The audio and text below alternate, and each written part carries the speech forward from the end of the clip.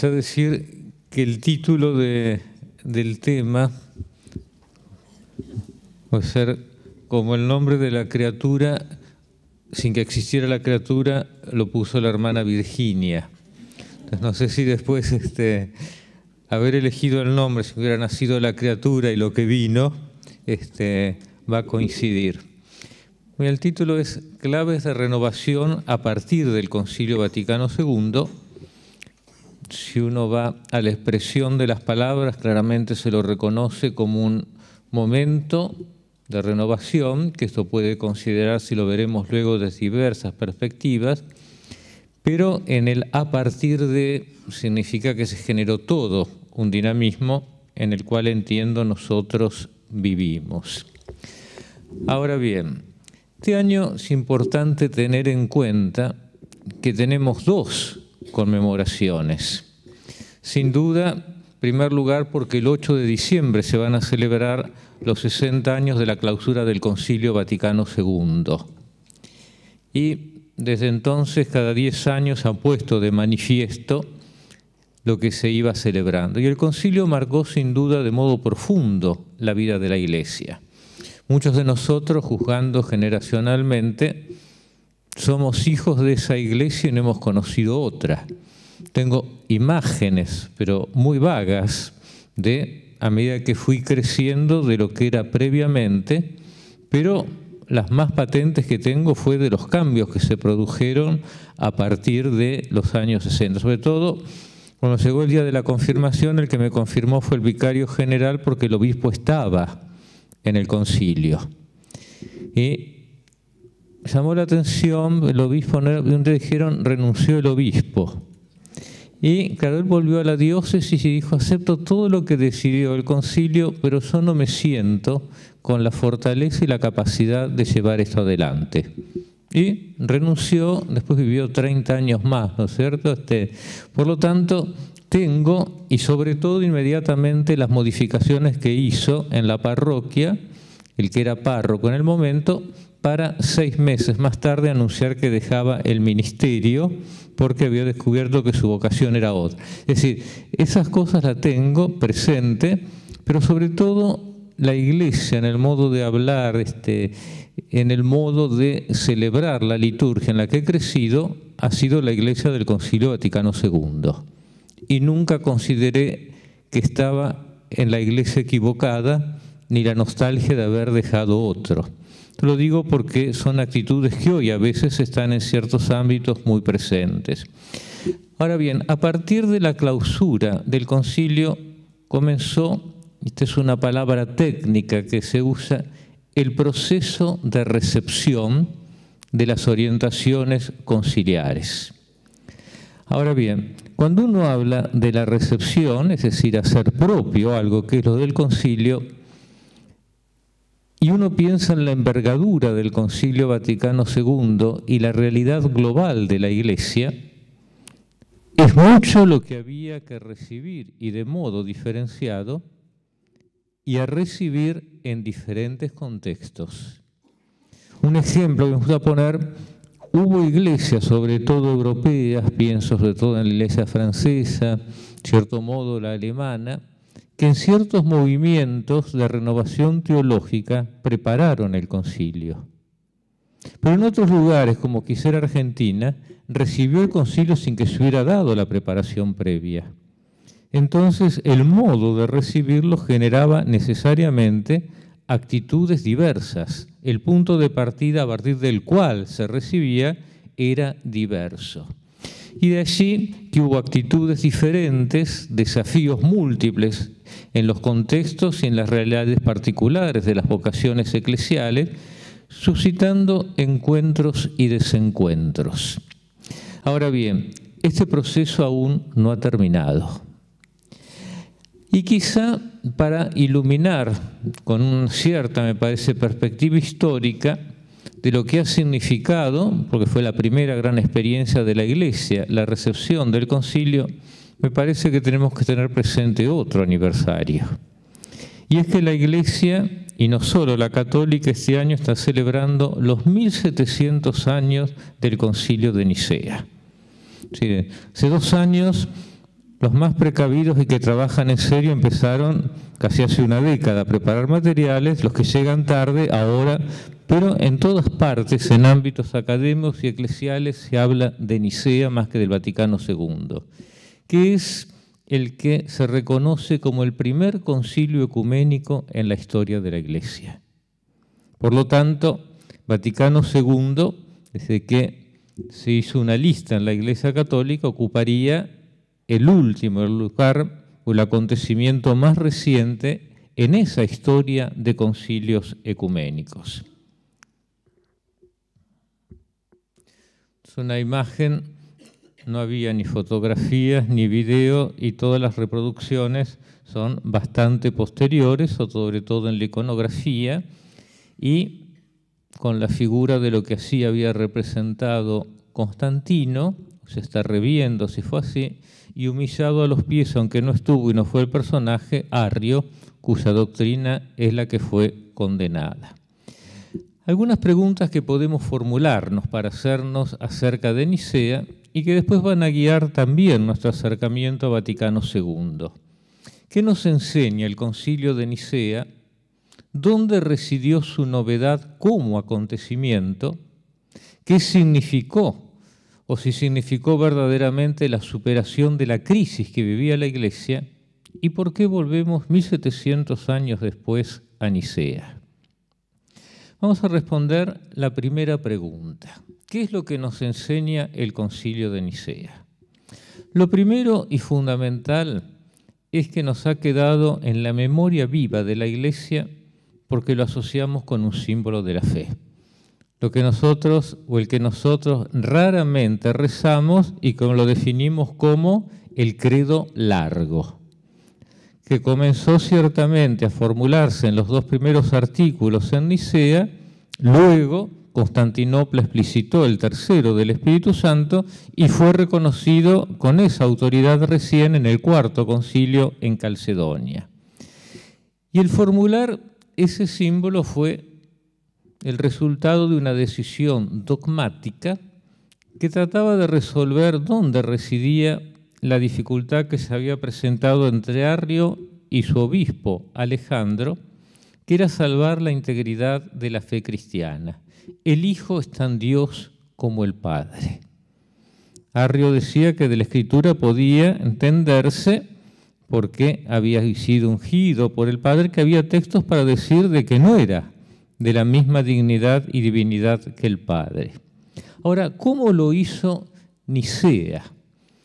Era una disputa porque a cada texto escriturístico interpretado a favor de una posición, el otro partido presentaba otra expresión bíblica. Y el tema se zanjó introduciendo el primer término dogmático en la vida de la Iglesia y que no provenía de la Escritura. En griego, homoousios, los traducimos consubstancial o de la misma naturaleza que el Padre, porque en el fondo interpretar la Escritura no lograba zanjar la dificultad que se presentaba entre ambas posiciones. Ahora, ¿qué nos enseña esto? Yo creo que hay dos cosas. La primera es que es la Iglesia en su integridad la intérprete de la verdadera fe. Es la Iglesia como integridad la que discierne cómo entender lo que ha sido revelado una vez para siempre. No es la posición, ¿no es cierto?, de Arrio, se opone a la comunidad, sino que la fe es eclesial y es una instancia que representa a toda la Iglesia la que discierne. Y en segundo lugar, que para ser fieles a lo recibido hay que ser creativos. Porque a veces la simple repetición literal del texto bíblico no garantizaba ya la fidelidad a lo recibido una vez para siempre. La tradición de la Iglesia a partir de entonces se manifiesta como un dinamismo de vida. No es la repetición de un algo recibido y que lo vamos trasladando como un paquete. Por eso la Iglesia interpreta y discierne y tiene la autoridad para interpretar. Después se van a introducir en los concilios siguientes muchos más conceptos teológicos que no provienen de la Escritura, pero que son la interpretación correcta de aquello que se encuentra en la revelación. ¿Dónde residió la novedad de Nicea como acontecimiento? Podemos decir que se trata de un acontecimiento eclesial en el marco del nuevo estatuto de la Iglesia reconocido ahora por el imperio, que algunos llamaron el giro constantiniano. Hasta entonces la Iglesia había sido un grupo minoritario, a veces clandestino, grandes persecuciones, vivían todavía aquellos que habían sido víctimas de la última persecución, que después de la grande de Diocleciano había sido la de Licinio, que fue derrotado por Constantino, y de pronto la Iglesia se ve reconocida a plena luz. Y no solo eso, sino que de pronto Constantino, tratando de aplicar lo que aplicaba a todas las religiones, se cree con una autoridad especial sobre la Iglesia.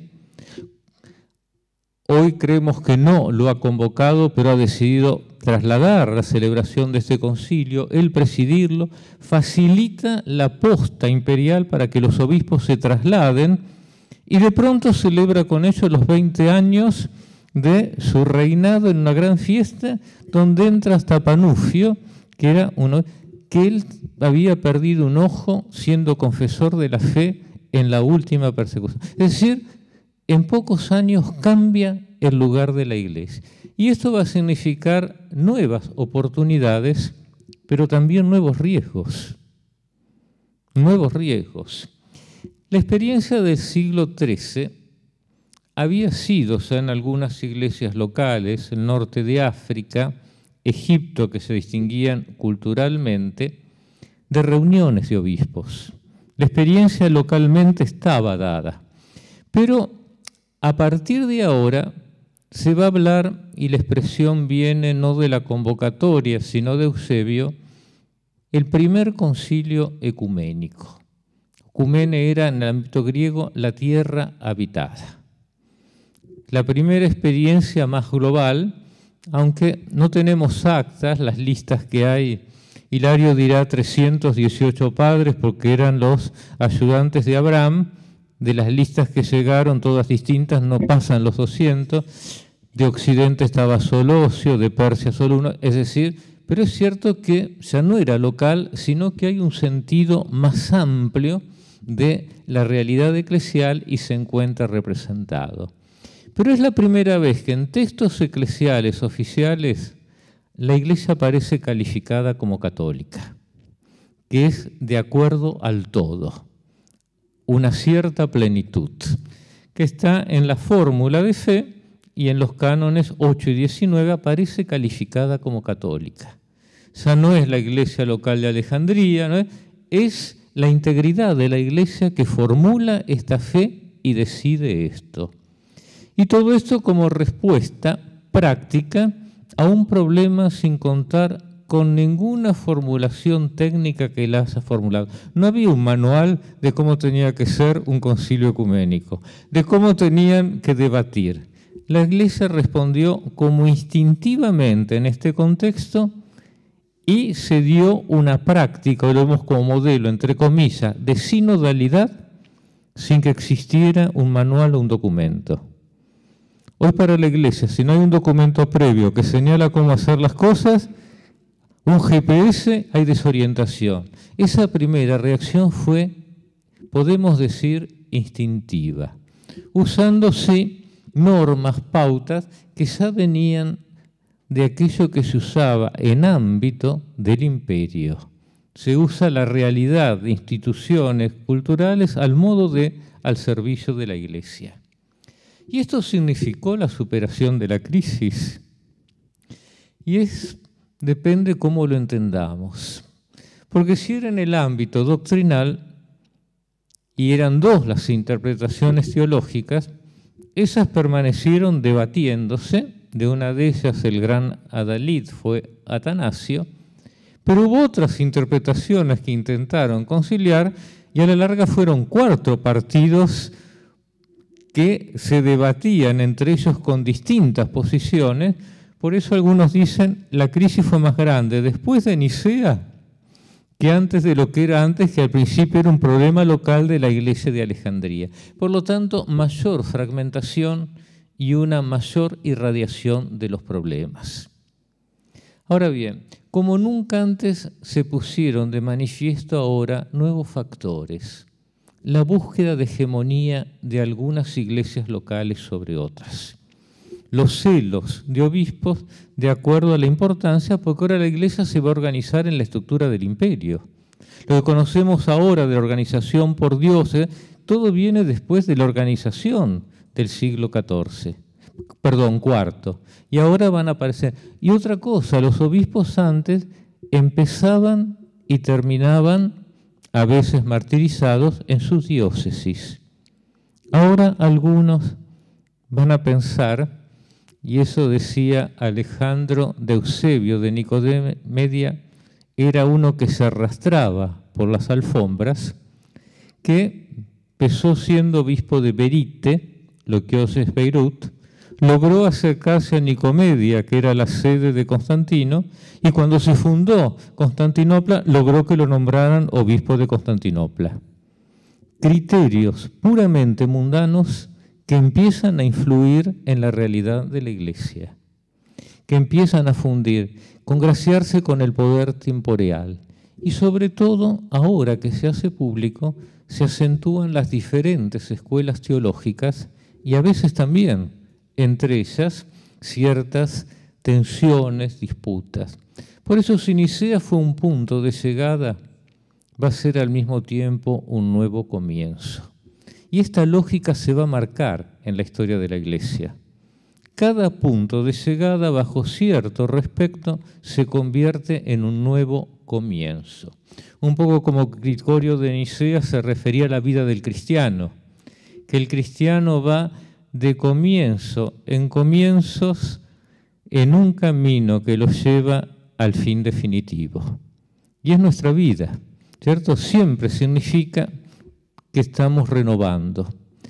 Por eso es importante tener en cuenta, ¿cierto?, que los sínodos se convirtieron en instancias de interpretación posterior, también de Nicea, y nuevos protagonistas en otras etapas de la Iglesia. ¿Por qué volver a Nicea? La última pregunta que nos hemos formulado. Porque cada etapa de la historia tiene su sentido en el camino de la Iglesia.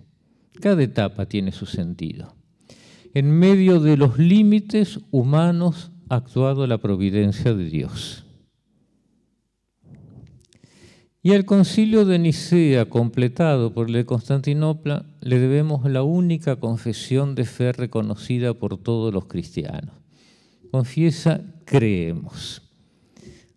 Las traducciones después no lo han respetado, algunas han vuelto, porque a diferencia de los credos bautismales que están en primera persona de singular, porque es la persona que confiesa su fe, el bautismo es de adulto, que es bautizado, los obispos en Nicea confesaban la fe de su iglesia, pero no estaban redactando un nuevo símbolo bautismal.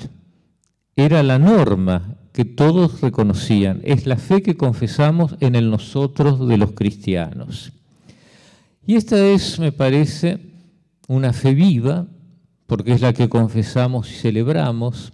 Por eso, tomando las palabras de un colega, al celebrar estos 1700 años del concilio, deberíamos pasar de la amnesia a la anamnesis.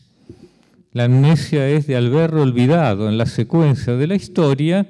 A la anamnesis es una palabra muy rica, traduce el sicarón hebreo, castellano usamos memorial, que expresa una visión de la historia y de la verdad cristiana. Algo que se recuerda, se actualiza y anuncia proféticamente lo que se espera como realización definitiva. Es un modo de contemplar la historia y el tiempo en una continuidad. Venimos de algo que es lo que celebramos sacramentalmente en cada Eucaristía. Por lo tanto, es importante tener esta perspectiva. Ahora, una pregunta dirigida a quienes sufren de amnesia eclesial. ¿Reconocemos que estamos llamados a vivir una continua anamnesis del Concilio Vaticano II?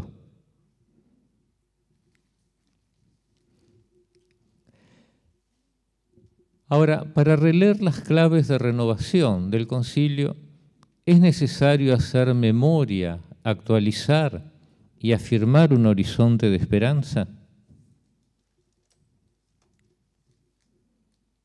Sí, muy bien. Ahora, podemos formularnos las mismas preguntas o semejantes que hacíamos respecto a Nicea, respecto al Concilio Vaticano II. ¿Qué nos ha enseñado el concilio? Y ahí quedó un D que no tendría que ir, Vaticano II. Segundo lugar, ¿dónde residió su novedad como acontecimiento eclesial? ¿Significó el Vaticano II alguna superación positiva en la vida de la Iglesia, si es que no había una crisis doctrinal, como se había dado previo a Nicea, como señalan algunos, o fue el desencadenante de una crisis, de una pérdida de identidad? Sobre todo en aquellos que añoran, que señalan, que tienen, ¿no es cierto?, una visión crítica. ¿Y por qué volver, o quizá, si nunca nos hemos ido, permanecer en las orientaciones del Concilio Vaticano II? ¿Vamos todos hasta aquí? Sí, muy bien. Entonces, ¿qué nos ha enseñado el concilio? Es una pregunta que tiene diversas respuestas si uno piensa en la magnitud del concilio y los temas que el concilio ha tratado. Que a veces podemos centrarnos en un ámbito específico, por vocación, por tema, pero la obra verdaderamente fue enorme y ahí también se presentan los riesgos de interpretación. En primer lugar, una nueva actitud. Esto es fundamental. La intención de Juan 23 fue la de un ayornamiento, la palabra tomada del italiano, una puesta al día de la Iglesia que la hiciera capaz de entablar el diálogo con el mundo contemporáneo y tender lazos en vista de la unidad de los cristianos. Ustedes saben, hay cosas graciosas porque de pronto, ¿no es cierto?, alguien declara algo y a los 2 días queda totalmente con alguna declaración o acontecimiento desubicado. Era un gran baluarte en la iglesia italiana, incluso después figuraba como un posible papable cuando murió Juan XXIII, el cardenal Giuseppe Sidi, que era el arzobispo de Génova. Y le hicieron en el Avvenire una entrevista 3 días antes de comenzar el concilio. Y entonces le preguntaron, ¿qué espera? ¿Qué va a suceder en el concilio? Y él dijo, y como en todos los concilios ecuménicos de la historia, va a condenar los errores del mundo moderno. 3 días después, cuando Juan XXIII inaugura el concilio, dice, no será un concilio de condena, sino un concilio positivo que hable. Pero es más, en algún momento, y más espontáneo, Juan XXIII decía, cuando me hicieron llegar algunos de los textos preparatorios, en uno de ellos me di 18 centímetros de condenas. Ni una palabra positiva, ninguna afirmación, es decir, una actitud diferente. Y esto era un indicador no de reformas disciplinares, ni de modificaciones doctrinales, sino de una completa inmersión en la tradición. Esto había sido precedido en el siglo XX por los grandes movimientos de renovación, bíblica, patrística, a partir de allí teológica, y sobre todo renovaciones que se habían dado sin una teoría previa. El despertar de los laicos a partir de ámbito restricto, que era la acción católica, de las misiones. Por lo tanto, eso estaba diciendo que la Iglesia tenía una realidad que no era la misma que se había dado a mediados del siglo XIX, sino de una completa inmersión en la tradición con el propósito de rejuvenecer la vida cristiana y la Iglesia, la puesta al día. En una locución al final del concilio, el 18 de noviembre del 65, Pablo VI dejó en claro que él no tenía la intención de abandonar la categoría ayornamiento. Pero como algunos la aplicaban de que había que tirar muchas cosas por la ventana, él trató darle un contenido preciso. Y así decía, Juan 23 no quería ciertamente atribuir a esta programática palabra el significado que al culto intenta darle, como si ella considerada en relativizar según el espíritu del mundo todas las cosas de la Iglesia, dogmas, leyes, estructuras, tradiciones, siendo así que estuvo en él tan vivo y firme el sentido de la estabilidad doctrinal y estructural de la Iglesia que lo constituyó en eje de su pensamiento y de su obra. Él había sido, Juan 23 había sido un estudioso de Trento, ¿no? Y publicó una gran obra en 4 tomos de Trento. Y dicen que él se inspiró en esto, en la dimensión de renovación de Trento, para pensar en que era necesaria en la Iglesia del siglo XX un concilio. Y Pablo VI dice, ayornamiento querrá decir de ahora en adelante para nosotros sabia penetración del espíritu del concilio que hemos celebrado y aplicación fiel de sus normas, feliz y santamente emanadas. Eso se trataba el año 65 para Pablo VI del ayornamiento.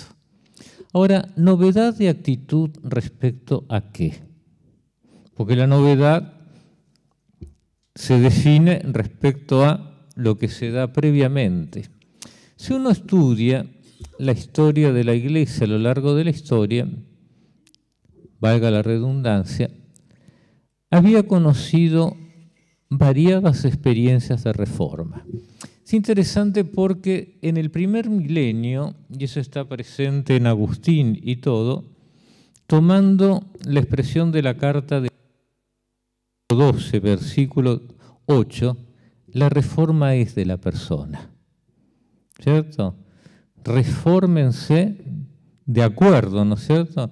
Sabiendo lo que es bueno, lo bello, lo que Dios desea. Es decir, la reforma era personal. En una iglesia en la cual la dimensión institucional era, entre comillas, para no frágil o tenue. Pero eran las personas las que se renovaban y Agustín decía, te va a reformar aquel que te formó. En el segundo milenio, donde comienza a tener lugar más la dimensión institucional jurídica, se empieza a poner el acento en la reforma de las instituciones. Y en esto, a partir de la Edad Media, uno conoció lo que significó el monacato cluniacense, luego cisterciense, San Bernardo a la cabeza, y lo que fue la reforma gregoriana en la Iglesia, luego los movimientos evangélicos y entre ellos las órdenes mendicantes, fines del siglo II y siglo XIII, o la reforma de las órdenes religiosas a partir de la crisis que significó el cisma de Occidente, 37 años con 2 papas diferentes, y la peste negra, donde Europa terminó. Y en ello se conjugaba lo espiritual y lo estructural. Las 2 dimensiones, no solo estructural y espiritual. Otros intentos, en cambio, fueron fallidos, como se dio después del concilio de Basilea, que pedía una verdadera reformatio in capite et membris. Cuando se hablaba in capite no es Cristo cabeza, era la sede de Roma. Y un cardenal decía, esta reforma va a ser posible en todas partes, menos en la cabeza. Pero, es decir, la integridad de la Iglesia debía renovarse. Por eso es interesante recordar que el último papa que había intentado hacer algo semejante fue Adriano VI, el último papa no italiano hasta Juan Pablo II, que viniendo de Holanda intentó reformar la curia, que era consciente que lo que pasaba en Alemania era una respuesta a la decadencia y a los abusos de la curia y que era necesaria una reforma. Mientras que ya en el siglo XIX, era un monje camaldulense, siendo papa no quiso construir el ferrocarril en los estados pontificios porque decía que en tren las ideas liberales venían más rápido, entonces había que evitarlo, ¿no? En la encíclica Mirabit Vos, que es la primera encíclica emitida por un papa, consideraba un ultraje para la propia Iglesia proponerse una cierta restauración y regeneración, porque significaba reconocerla sujeto a defecto. Era incuestionable. De allí una nueva mirada de la Iglesia hacia sí misma. Por eso, en la perspectiva abierta propuesta por Juan XXIII, en el concilio la Iglesia debió escrutarse a sí misma y no ya como institución histórica, sino lo que esto es profundo, porque es la novedad de la eclesiología del Vaticano II a la luz del misterio de Cristo. De hecho, la Constitución sobre la Iglesia es Lumen Gentium, que no es la Iglesia, es Cristo, pero la Iglesia en su rostro debía transparentar más nítidamente esa imagen de Cristo. Por lo tanto, la Iglesia se contempla en primer lugar en su dependencia total respecto a Cristo, de la cual, dicen, está llamado a ser en la historia como un sacramento, es decir, signo e instrumento. Y de hecho fue el primer concilio cuyo tema ha sido la Iglesia. Nunca antes se han tratado aspectos. Vaticano I quedó inconcluso, trató solo del Romano Pontífice. Ahora se aborda toda la Iglesia y esto nunca se había hecho antes. Y por otra parte, no ha sido un concilio de condena. La condena señala un error y lo define. Cuando uno habla en positivo, el ámbito es mucho más abierto. Sino que la enseñanza eclesial se ha presentado de modo positivo con un fuerte sentido pastoral, que era la intención de Juan XXIII. Y de la Iglesia arraigada en la Trinidad, Lumen Gentium, los tres primeros números hablan la Iglesia en el designio del Padre, en la obra del Hijo, en la animación del Espíritu, se habla al mismo tiempo que es un pueblo peregrino presente en la historia. Ahora, la historia significa la contingencia. La historia significa el estar en camino. Significa la realidad de seres viadores. Y hay dos textos que contrastan con la mirada de Gregorio XVI, en Lumen Gentium 8, donde hace la analogía entre el misterio del Verbo encarnado y la Iglesia, y comparándola dice, la Iglesia recibiendo en su propio seno a los pecadores, santa al mismo tiempo que necesitada de purificación constante, busca sin cesar la penitencia y la renovación.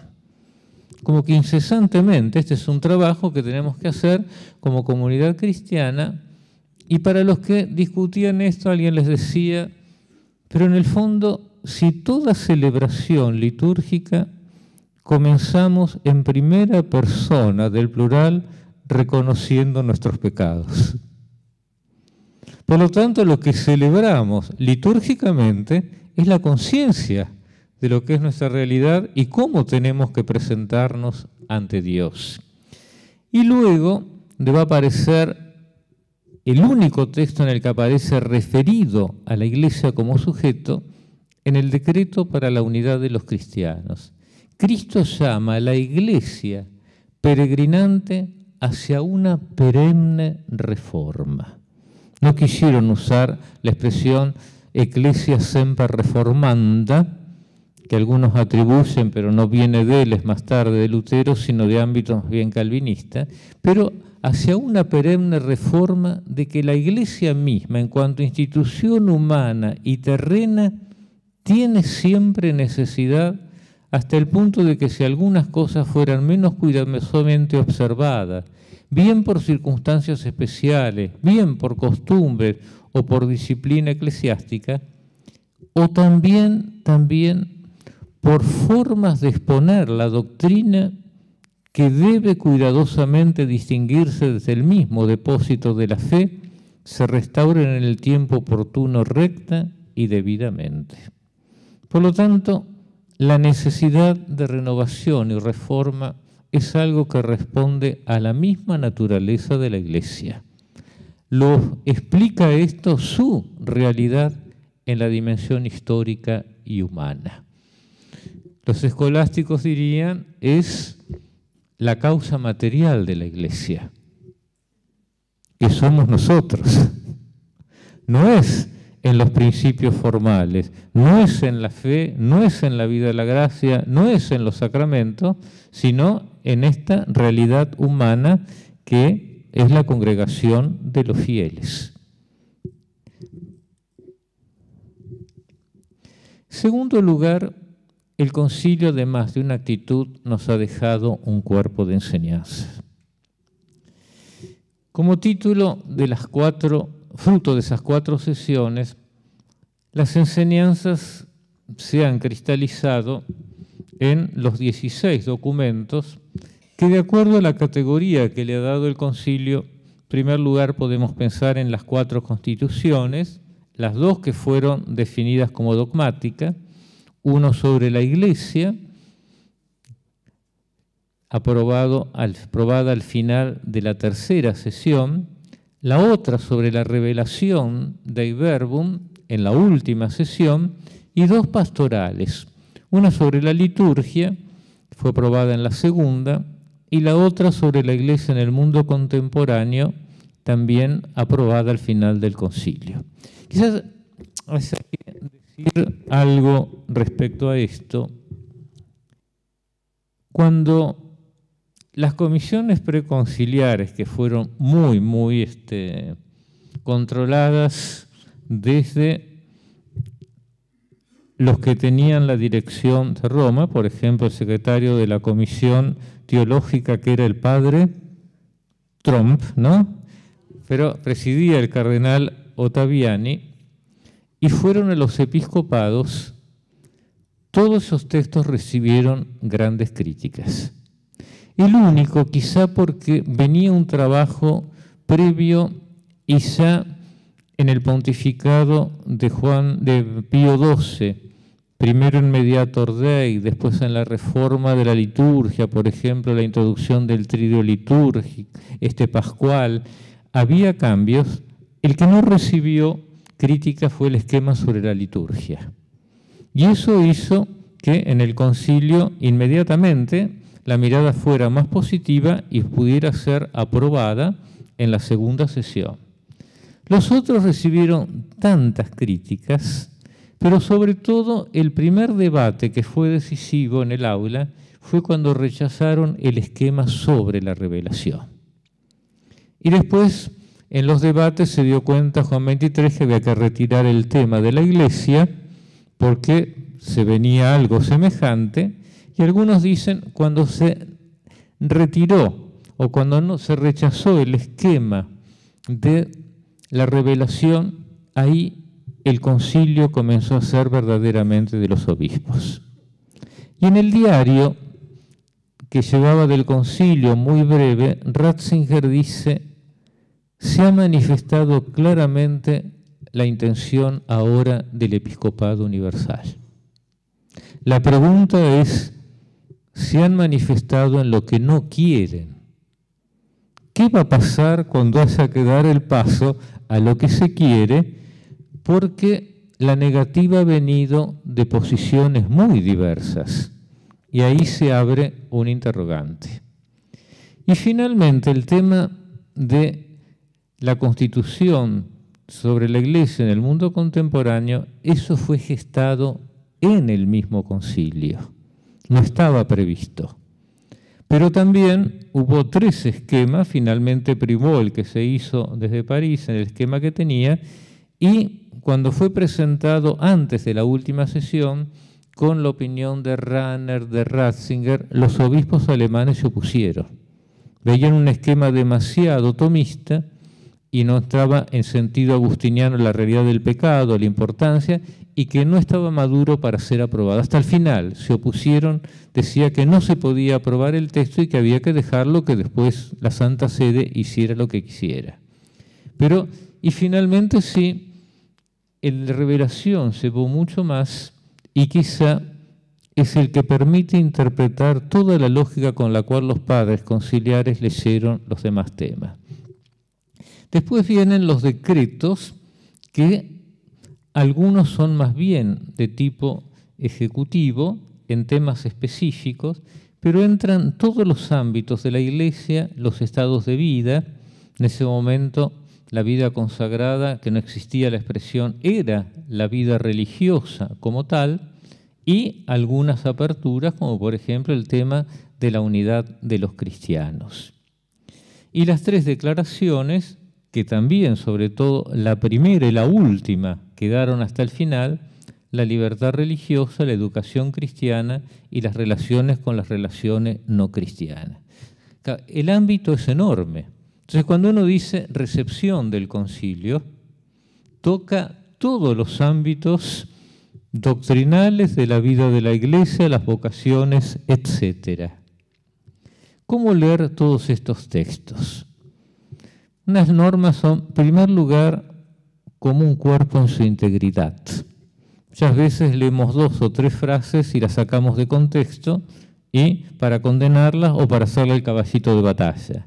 En segundo lugar, teniendo en cuenta la jerarquía señalada por el concilio de acuerdo con la categoría que ha asignado a cada texto. Los decretos tenemos que leerla sobre el fundamento de lo que está expresado, por ejemplo, en las constituciones. Tercer lugar, ante dudas, quizá para los más estudiosos, remitirse a las actas conciliares. Porque allí está, ¿por qué se optó por esto? Se dejó de lado lo otro. Es decir, no leer el texto como si fuera algo que vino hecho desde el cielo. Hay que explicar.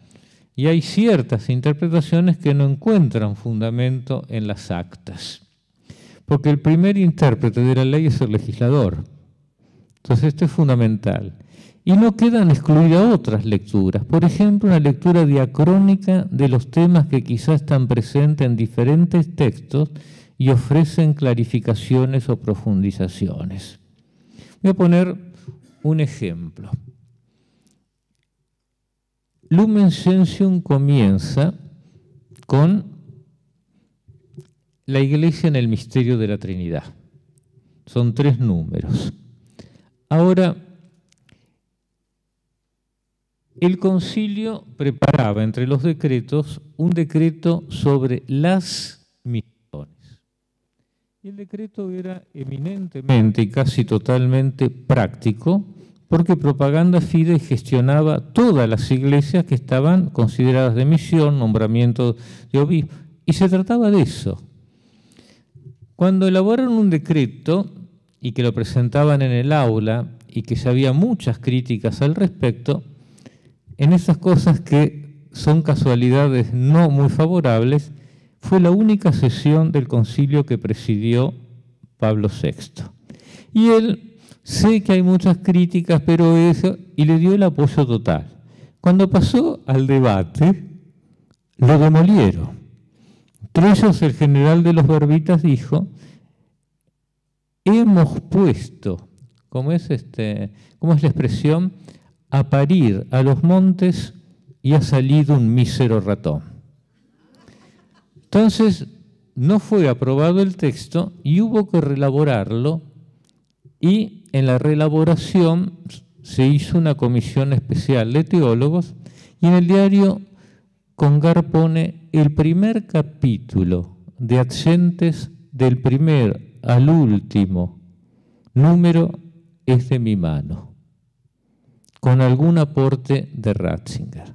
Bueno, ese texto es que pasa de las misiones a la misión de la Iglesia, es el que tiene la teología trinitaria más desarrollada, porque supone ya la eclesiología y el desarrollo del Lumen Gentium y está pensado en otro horizonte. Entonces es interesante ver cómo se profundizó en esa, Y es un texto bellísimo y de una gran solidez y de una gran coherencia.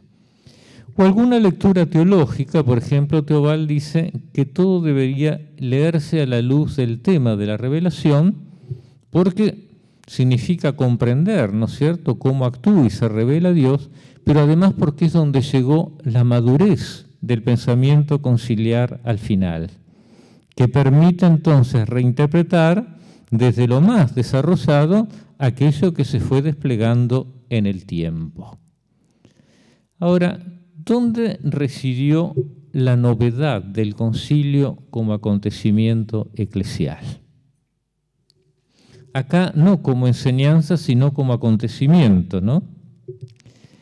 Algunas caracterizaciones que han abordado, antes de hacer leía que según de Gaulle había sido el acontecimiento más importante del siglo XX.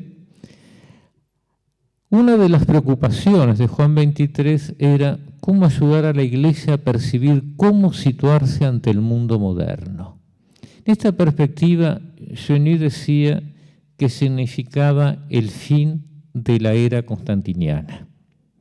Lo que se había establecido y que había marcado la historia, e incluso la Reforma Protestante se estableció en el mismo modelo. Ahora, en la relación de la Iglesia con el mundo se abría un nuevo horizonte, porque además el mundo era más global y más ancho que aquel que había nacido en el Mediterráneo. Alberigo, en cambio, hablaba de que era el fin del tridentinismo. No es un concilio para condenar errores. Decía, ha pasado del bastón de la dureza a la actitud de la misericordia. Por lo tanto, lo que había caracterizado a la Iglesia se había cambiado. O Rahner hablaba de una Weltkirche. Literalmente sería una iglesia mundial, acá no lo entendemos nosotros. La expresión sería como una comunidad global, inclusiva, adoptada a la diversidad de culturas y contextos. Ahora estaba, luego del proceso de descolonización y de las nuevas iglesias, estaban representados todos los continentes. No era solamente una iglesia noroccidental. Es un acontecimiento. Ahora bien, si uno tiene más en cuenta la conciencia que la Iglesia adquirió de sí misma, prefiero una expresión más tardía de Tilliard, texto que se lo publicaron después de su muerte. La Iglesia releyó su catolicidad ante Dios y el conjunto de los bautizados. Teológicamente, volvió a pensar propiamente en lo que era realizar la catolicidad de la Iglesia. Por lo tanto, podemos decir que uno de los espacios abiertos es que a partir del concilio la Iglesia está en trabajo de catolicidad. En trabajo de catolicidad.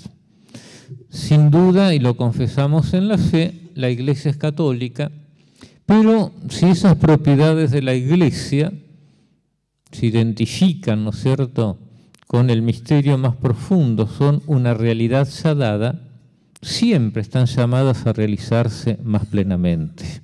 Siempre están llamadas a realizarse.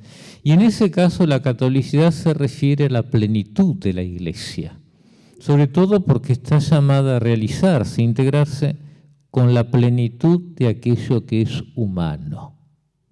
Ahora, cuando uno piensa la plenitud de lo que es humano, no es solo en espacios geográficos, es en culturas, en realidades humanas cada vez más diversificadas, ¿no?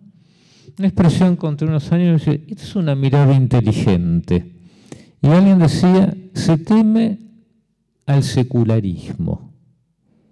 Pero en el fondo, de parte de la Iglesia, el secularismo ha sido un intento o una posibilidad de inculturación fallida. Es decir, no hemos sabido cómo responder y evangelizar una realidad que cada vez más independiente de la visión de fe se iba desarrollando. Y entonces lo hemos convertido en enemigo. Pero si, como decía Pablo VI, no hay nada humano que le sea ajeno a la Iglesia, ese es un ámbito claramente en sus manifestaciones para ser evangelizado. Y en el concilio esto se ha manifestado en primer lugar como acontecimiento en los participantes, padres conciliares, peritos oficiales, peritos privados, auditores, laicos y laicas, argentinos hubo 2, observadores no católicos y en las realidades representadas, eclesiales, geográficas, culturales. Era un poco la Weltkirche de Rahner, que es muy diferente de lo que fue Vaticano I. Los procesos de discernimiento que por el intercambio llevaron a profundizar en los temas propuestos o incluso a tratar otros que no habían sido propuestos. Hemos hablado de la relación de la Iglesia con el mundo contemporáneo. Y finalmente, por una forma de catolicidad que abría el horizonte de la Iglesia. De acuerdo al concilio, esto aparece en primer lugar en Lumen Gentium 13, la catolicidad tiene su fuente en la Trinidad, reúne la universalidad de razas, naciones y culturas, se realiza comunidad en la diversidad tanto de los miembros de la Iglesia como de iglesias locales de cara a la Iglesia en su conjunto, y es algo que abarca a toda la humanidad. Es importante porque en el año 60 todavía estaban muy presentes los proyectos de las grandes ideologías, que se veían todas en una perspectiva de dominio universal. Eso se vino abajo, si bien los poderes se manifiestan de otro modo. Pero la tentación es, en este mundo y esta cultura de pequeños relatos, posmodernas de grupos que conviven cada uno en su mundo, reducir el horizonte de la Iglesia a ser un grupo más entre muchos, ser un pequeño relato, y sin embargo la vocación de catolicidad de la Iglesia, no humanamente como proyecto, sino en realización del proyecto de Dios, tiene un horizonte sin límites respecto a toda realidad humana. Y ese dinamismo tendría que animar a la Iglesia. De aquí que las referencias al final a todos los hombres lleva a considerar las distintas categorías de personas. En primer lugar, los fieles católicos, los otros cristianos, los no cristianos. En el concilio y en una dimensión de tensión, de consumación, de escatología, el trabajo por la unidad de los cristianos y la misión forman parte del camino de realización más plena de la catolicidad de la Iglesia. ¿Significó el Concilio Vaticano alguna superación positiva en la vida de la Iglesia? ¿O fue el desencadenante? El padre Congar, en una entrevista que le habían hecho en los años 80, dice: para aquel que era perspicaz, en los años 50 se daba cuenta ya que había algo que ya no se podía sostener. Dicen que Pío XII decía: yo voy a ser el último en mantener todo. Y en cierto sentido tenía razón, no como lo pensaba él. Lo que quizá hizo el concilio es que se pusiera todo de manifiesto y que algunos procesos se precipitaran. Pero el que leía la historia y veía, podía percibir esa situación. Ahora bien, la lectura de la misma realidad, el concilio, y el riesgo que se puede dar de las interpretaciones dialécticas. Nosotros leemos un texto, interpretamos un acontecimiento, pero además el texto puede llegar a leernos a nosotros y a un acontecimiento a interpretarnos a nosotros. Nos revelamos como somos, a veces cómo leemos lo que proyectamos en el texto y cómo interpretamos un acontecimiento.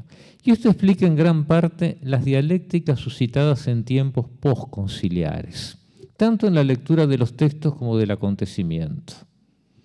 El concilio como acontecimiento opuesto al concilio como su enseñanza. O el sentido pastoral sobre todo en que los desvirtúan, incluso con la intención de subestimar la enseñanza, el contenido doctrinal del concilio, o oponer el espíritu del concilio a su letra, sobre todo en el juego de las posibles interpretaciones posteriores, y también el concilio como hecho histórico puntual a partir del cual jugar la pertinencia o no de las interpretaciones. ¿Quién en el fondo es el que tiene la justa lo que fue el concilio para decir que lo que viene después es infidelidad o lo traiciona? Se puede dar y se ha dado esto en la impresionante bibliografía que hemos tenido desde entonces. A 20 años del concilio, el sínodo extraordinario del 85, para evaluar el camino recorrido, señaló 5 principios a tener en cuenta. Uno lo hemos mencionado previamente: el principio de la totalidad e integridad de los documentos doctrinales, conciliares. Segundo, el principio de la unidad entre lo pastoral y lo doctrinal. Porque la Iglesia no sienta doctrina como una escuela de teología o como una especulación, sino porque está ordenada a su ministerio y su servicio. Y lo pastoral no es una pura práctica, tiene que tener un fundamento claro que lo oriente y señale el sentido y los alcances. Entonces, oponer esto es desvirtuar ambas realidades, o el principio de fidelidad a la letra y al espíritu. Es decir, las dos cosas tienen que ir juntas. El principio de lectura en continuidad con la tradición. Ahora, la tradición no solo está antes del Vaticano II. La tradición como interpretación continúa en la Iglesia. Y el principio de actualización para la Iglesia y el mundo de hoy. Este sínodo fue el que reinterpretó, releyó el concilio y señaló la eclesiología en el fondo, algo que no estaba tan presente en las actas conciliares, es de comunión. Y después de haber señalado lo común de todos, acá comienza la serie de sínodos que van a tratar de cada vocación y ministerio en la Iglesia, comenzando por el del 87, que el tema fue la vida y misión en la Iglesia de los laicos, Christi Fidelis Laicis. Ahora bien, la recepción es un proceso continuo. Si Nicea llevó tiempo y necesitó de otros concilios, Vaticano II, aunque es distinto el perfil y lo que ha dejado, pero significa lo mismo. Testimonio de la historia, ¿no es cierto? Por lo tanto, señala que estos procesos no son simples porque depende de diversidad de factores. La naturaleza de aquello a ser recibido. Que no es solo la integridad. Recibimos el concilio. Bueno, ¿qué aspectos del concilio? ¿Qué tema? ¿De qué modo? ¿En qué ámbito? La diversidad de actores implicados, situados en diferentes momentos históricos, variados contextos culturales, se hace una periodización de cómo se ha ido recibiendo de acuerdo a las décadas en algunos casos, el abanico de acciones en las que se encarna ese proceso que lo favorecen o quizá lo obstaculizan. Hay una diócesis del oeste del país, hubo en varias diócesis problemas, pero el obispo fue al concilio y dicen que cuando volvió a la diócesis tuvo la primera reunión con el clero y le dijo: aquí no ha pasado nada. Bueno, se levantaron los curas, empezó el manifiesto y el obispo tuvo que presentar la renuncia y se fue. Algunos de esos curas que eran considerados por otros como fueron después obispos, pero acá no pasó nada. Bueno, significa una actitud que obstaculiza un proceso de recepción. Por eso, un proceso de recepción nunca puede darse por acabado, porque lo que está llamado a ser recibido puede ser portador de un potencial siempre vigentes, a pesar de que en ciertos momentos de la historia no se perciba esto con claridad. ¿Sí? Cuando releemos en otro contexto, vamos descubriendo facetas que son importantes. Y además en ese proceso no son determinables ni previsibles todas las reacciones y recreaciones que se pueden generar, lo que vale decir que no se pueden calcular de entrada todos los alcances y las consecuencias últimas. Y si el que actúa es Dios y el Espíritu, menos todavía, ¿no? Por eso hay una caracterización, este es de los años 80, del cardenal Willebrand, que me parece muy gráfica de todo lo que implica un proceso de recepción. Es el pueblo de Dios en su realidad diferenciada, guiada por el Espíritu Santo, que reconoce y acepta nuevas comprensiones, nuevos testimonios de la verdad y de sus formas de expresión, porque considera que estos corresponden a la tradición apostólica y al sensus fidelium de la Iglesia. El reconocimiento de sus elementos como parte auténtica de la apostolicidad y de la catolicidad permite aceptarlos e incluirlos en la fe viva de la Iglesia. En su forma plena, la recepción comprende la doctrina oficial, su proclamación, la liturgia y la vida espiritual y moral de los fieles, como también la teología en tanto que reflexión sistemática sobre esta compleja realidad. Por eso la recepción envuelve el querigma, es decir, el anuncio, la didagé, es decir, la enseñanza, y la praxis pietatis, celebrada y vivida en la vida de los cristianos.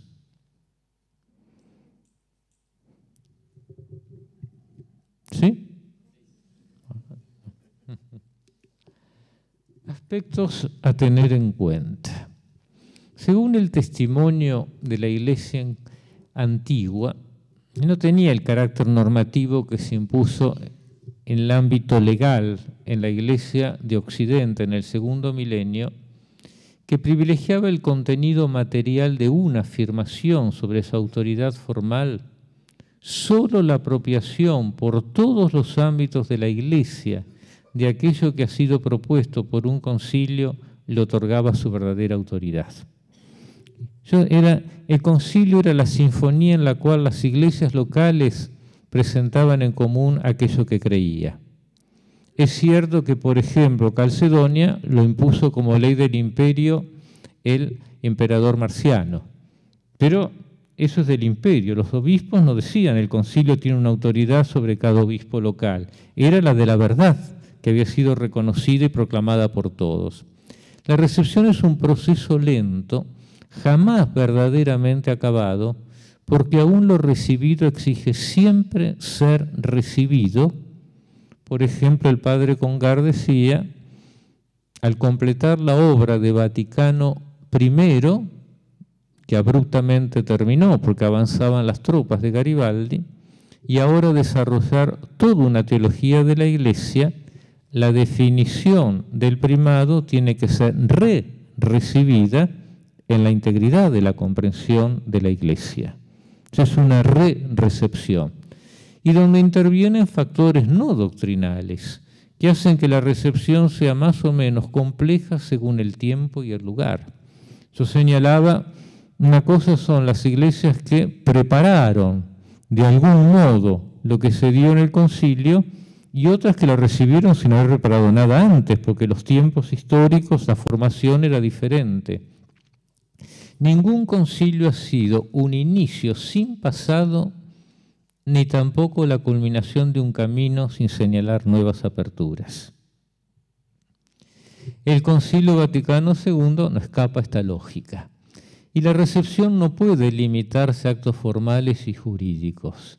Esos actos son necesarios, pero solo pueden ser conclusivos de un proceso espiritual en el seno de las iglesias locales involucradas.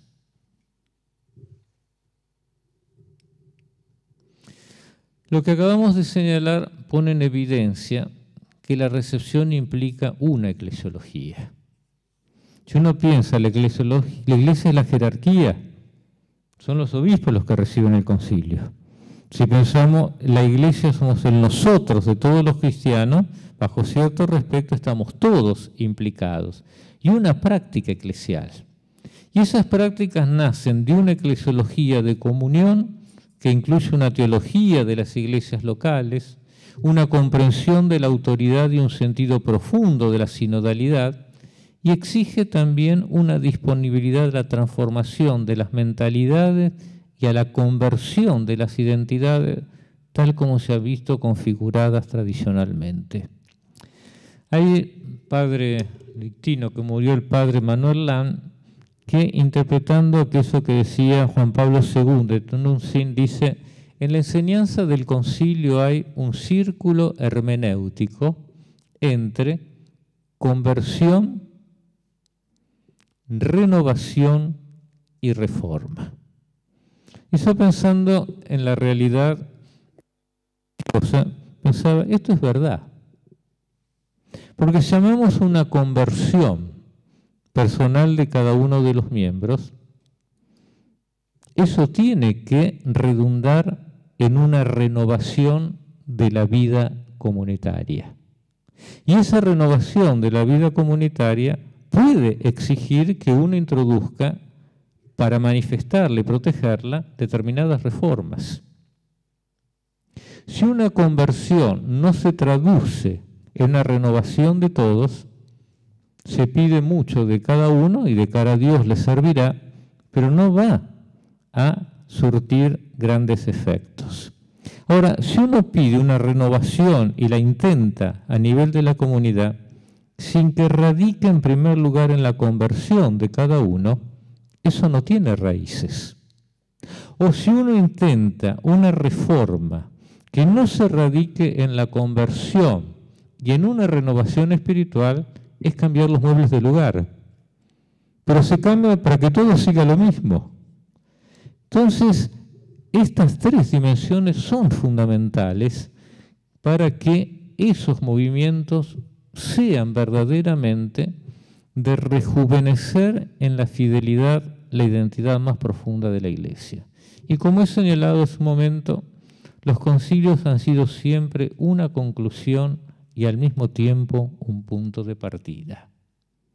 Una conclusión breve y luego vendrá una pregunta como tarea que no intenta anular las preguntas que ya les pusieron en el librito para trabajar las tardes.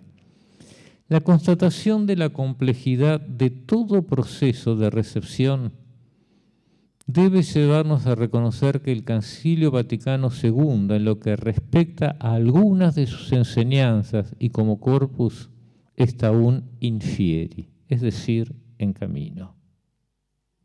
Quizá porque nos hemos vuelto amnésicos y vivimos solamente en el presente sin tener en cuenta que forma parte el presente de un camino y todavía hay una meta. Será un proceso largo, quizá demasiado para algunos, pero no necesariamente por indiferencia o por traición, que quizás se dan en ciertos ámbitos eclesiales, indiferente a esto, sino porque los sujetos implicados, las expectativas que se albergan y los alcances que se esperan lo exigen. Pero además porque el potencial de vida del concilio es portador de un aliento que no puede agotarse en unas pocas décadas o en una o dos generaciones de cristianos. Y cada uno de nosotros es protagonista.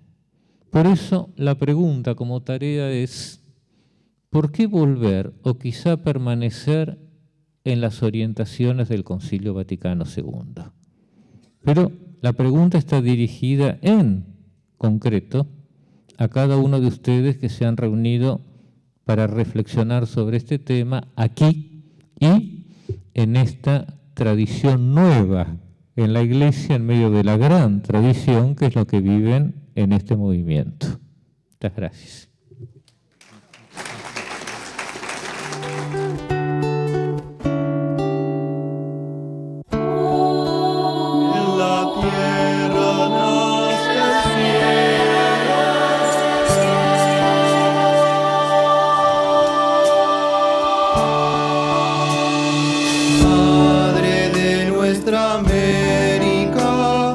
dulce es tu rostro moreno, vivo evangelio del pueblo que hoy te viene cantando.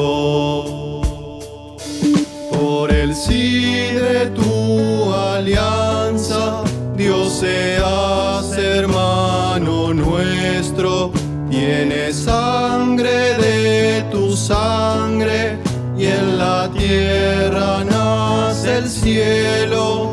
Virgen fiel e inmaculada, con tu cáliz siempre abierto, en Belén y en Viernes Santo, su camino es tu sendero.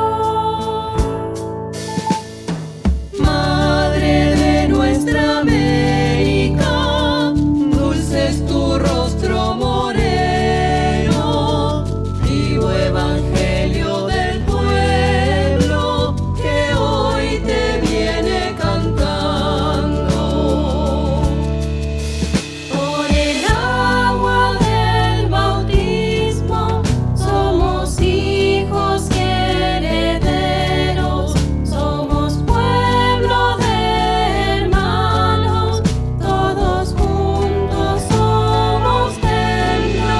Mientras duren los caminos, grabarás en nuestro pecho estos títulos de gloria que Jesús pagó alto precio. Madre de nuestra América, dulce es tu rostro moreno, vivo evangelio del pueblo que hoy te viene cantando. Madre de nuestra América, es el cielo, En la tierra nace el cielo. Mira tus hijos y escucha, sueña América un sueño que nace en la promesa para nobles sea siempre. Sueña con una gran fiesta en la mesa ancha del reino. Mira a tus hijos y escucha el clamor de tanto anhelo. Madre de nuestra América, dulce es tu rostro